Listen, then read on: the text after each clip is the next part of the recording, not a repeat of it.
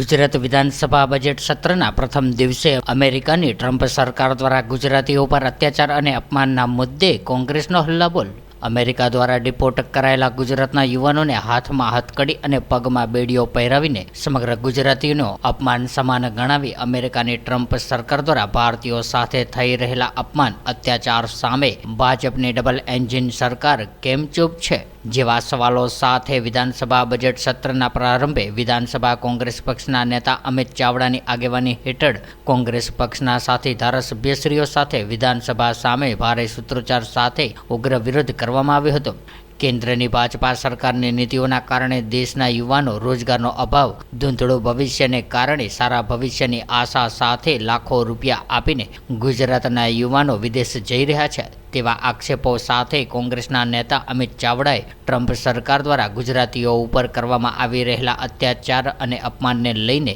વિધાનસભા સત્ર દરમિયાન કોંગ્રેસ દ્વારા સરકાર સામે સવાલો કરવામાં આવશે તેમ જણાવ્યું હતું। ત્યારે હાથમાં હાથકડી અને સાંકળ ગુજરાતની આબરૂ લજવાઈ રહી છે જેવા સૂત્રો સાથે વિધાનસભા પરિસર ખાતે હાથમાં હાથકડી પહેરીને કોંગ્રેસના ધારાસભ્યો દ્વારા ઉગ્ર વિરોધ કરવામાં આવ્યો હતો। ત્યારે આ વિરોધ પ્રદર્શનમાં વિધાનસભા વિરોધ પક્ષના ઉપનેતા શૈલેષ પરમાર, કિરીટભાઈ પટેલ, કાંતિભાઈ ખરાડી, ઇમરાન ખેડાવાલા, જિગ્નેશ મેવાણી, તુષાર ચૌધરી સહિતના ધારાસભ્યો પણ જોડાયા હતા।